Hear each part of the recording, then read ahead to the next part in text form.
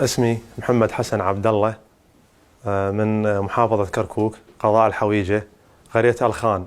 كنت أعمل منتسب في الشرطة في مديرية شرطة الحويجة، وقاموا بتعذيبنا أشد أنواع التعذيب، الكهرباء، وكانوا يضعون أكياس من النايلون في رؤوسنا بهذا الشكل ويعصبونها حتى تكاد تفارق الحياة، ثم يفيقونك بواسطة الكهرباء. كان يدخل علينا مسؤول الأمنية يرتدي الحزام الناسف ويقول بأنه إذا كان تغذيتك جيدة في هذا اليوم فتعذيبك يكون جيد بنفس الصورة وبنفس الطريقة. وكانوا يعاملونا بقسوة، كانوا يعذبوننا بواسطة الكابلات، الإعدامات تقريبا يومية، يأخذون 1 أو 2 أو 3 4 أشخاص.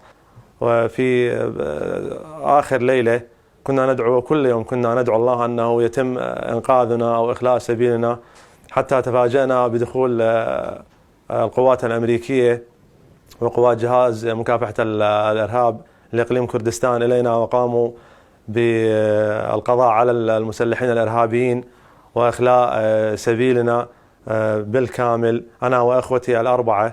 لهذا أتوجه بالشكر الجزيل لجهاز مكافحة الإرهاب في إقليم كردستان وقوات الأمريكية، والفضل والشكر الجزيل للأب الرئيس القائد مسعود بارزاني، الذي يعني هو شخص ليس بجديد عليه هذا الكرم وهذا البذل وهذا العطاء. هو أب لنا وقائد لنا ومنقذنا بعد الله سبحانه وتعالى. بسم الله الرحمن الرحيم. أحمد محمود مصطفى من ناحية الملتقى، قرية كواز عرب. أنا اعتقلت 5 مرات لقوات داعش، فأخذوني كل مرة 19 يوم 15 يوم 4 أيام. آخر مرة صار لي 3 أشهر.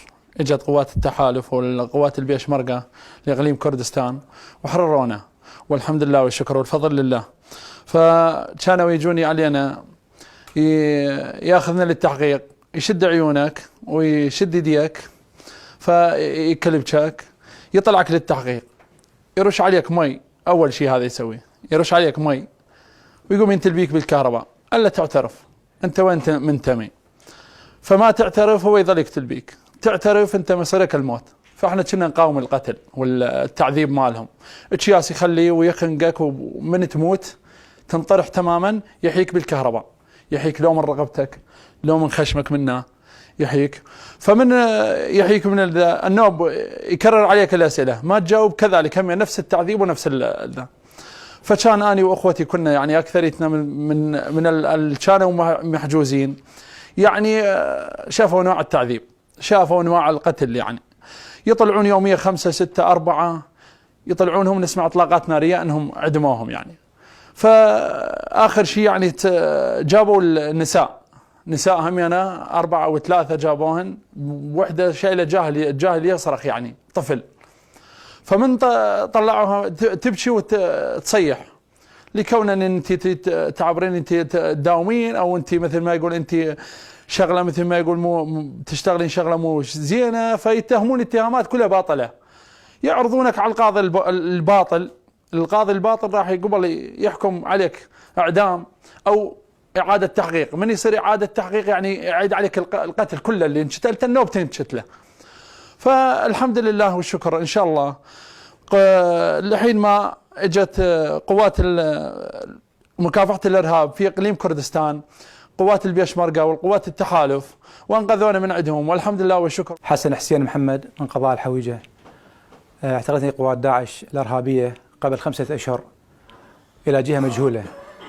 خلال هذه الأشهر ال5 ما شفنا ضوء الشمس نهائيا. المعاملة كانت قاسية جدا، أنواع التعذيب، حتى بالتعذيب أيضا بالسلاح، يخلون السلاح فوق الرؤوس ويعني يقول لك راح أعدمك إذا ما تعترف. فأغلب الناس تعترف من التعذيب، لذلك كثير ناس انعدموا 2 3 1 4 5 ونسمع إطلاقات نارية، فأكيد يعدمونهم لأنه ما يرجعون لأهلهم. نهائيا أهلنا ما يدرون بينا نهائيا أنه إحنا أحياء أو أموات. السلام عليكم. أقدم نفسي المنتسب شرطة سعد خلف علي فراج، مديرية الحويجة مركز شرطة الماحوز. اعتقلوني الدواعش مرتين، مرة قبل 7 أشهر أخذوني 20 يوم. أنواع التعذيب نتل، تشياس، كيوبالات، جلد، شفت أنواع. بالكهرباء يرد علي مي ألا أنتهي وينتلوني أقعد من. فشوفون انواع التعذيب، كل التعذيب يعني ما حد شايفه، يمكن اي بشر ما شايفه. اخذوا اخويا ضابط ذبحوه وانطوني بس الاشياء مالته راسه، ما انطوني اياه. يقولون انت وفلان وفلان انتم 4 اشخاص، التنفيذ مالكم الصبح، اكتبوا رسائل لاهلكم، يعني وصيه لاهلكم لا تعدكم وصيه شيء. فقعد بال1:30 انا قاعد اكتب بالرساله اخليها عند المساجين، اي واحد يطلع يوصلها لاهلي. فبال2 ضبط نزلت علينا قوات والقوات الامريكيه نزلوا علينا وانقذونا من ذول الدواعش. احنا وجه رساله لاهلي اني انا باقليم كردستان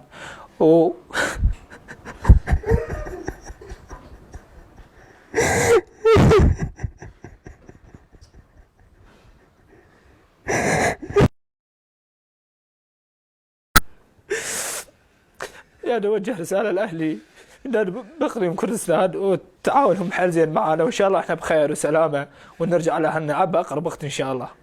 شعورنا يعني ما توصف ابد، يعني انا اصبح ميت والله سهل علينا جهاز مكافحه الارهاب اقليم كردستان والقوات الامريكيه، وشكر جزيل يعني لابونا والقائد مالنا مسعود برزاني، شكرا جزيلا. وهذا اللي اقدر عليه بعد ما اقدر. اني ابراهيم حسين قضاء الحويجة قرية صفيرة علي عشيرة الدناديش. أسلم على أهلي من قرية صفيرة علي عشيرة الدناديش أني بكردستان بخير والحمد لله والشكر. بسم الله الرحمن الرحيم. إني فارس حسين عبد الله. بحقر التعذيب،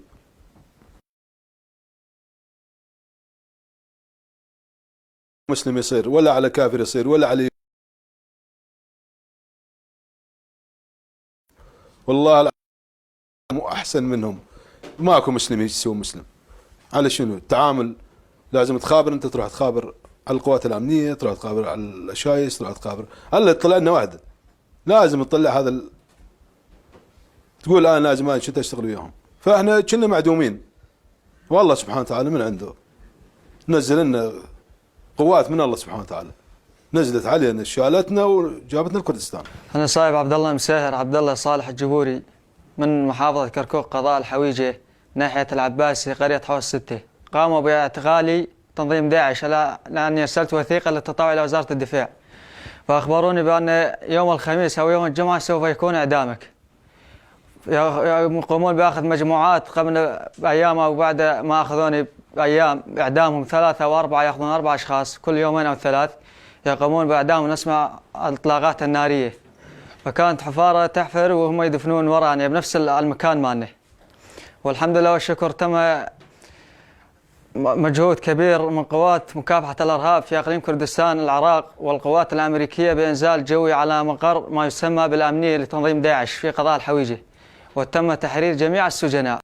أكرم حسين محمد ظاهر من محافظة كركوك قضاء الحويجة قرية الحلاوة. لزموني تنظيم داعش المجرم بمنطقة جبل حمرين يومية. هذا التعذيب ماشي يومية. اجى القاضي، قدموني على القاضي، القاضي قال لهم إعادة تحقيق النوب. إعادة تحقيق شنو؟ هم نفس الكتل، نفس التحقيق، نفس الشيء.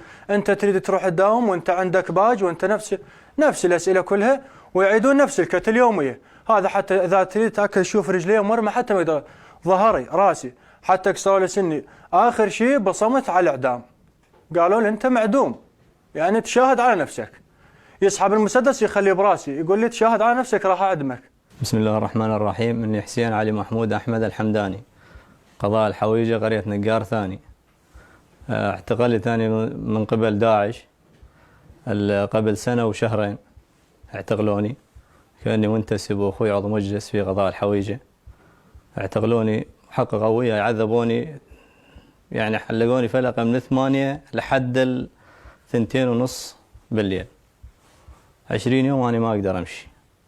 جابوني بالبيت، أخذوا أموالنا كلها، وأخوتي انهزموا هسه بالدبس ساكنين، واعتقلونا وعذبونا كثير، وما خلوا أموالنا كلها أخذوها، لحد ما جت القوات الأمريكية وقوات مكافحة الإرهاب لإقليم كردستان، ونشكرهم جزيل الشكر اللي انقذونا من داعش. اسمي محمد عبد أحمد الجبوري، محافظة كركوك، قضاء الحويجة، ناحية العباسي، قرية تل ذهب. متزوج، عندي 5 أطفال، 2 و3 أولاد. والله العظيم أسولف لكم سالفة وما أغبيها الإعلام ولا أغبيها الأشي. والله العظيم أني جهالي جوعانين يقولوا لي يابا جوعان، تروح تجيب زوجتي تجيب شعرية هذه، تحط بالمي وتنقعه وتنطيهم إياها يتعشون للصبح. بنتي تروح تجيب لبن من خوالها أو من همين، ماكو، جوع، ضيم. يعني تصوروا أنتم أني سنة و6 أشهر لا عندي فلس، لا عندي أشتغل ولا شيء. يقول لي أروح أقول له جوعان، يقول ليش ما تجي تبايعني؟ تعال بايعني وروح قاتل ربعك، أنا أروح قاتل المرتدين وأنطيك 60,000 وأنطيك قنينة غاز وأنطيك نفط وأنطيك. زين أني أروح أقتل أخوي المسلم، زين هذا المسلم أقتله مو عنده عيلة؟ يوم ينزل مجاز مو أطفاله ينتظرونه؟ مو زوجته تنتظره؟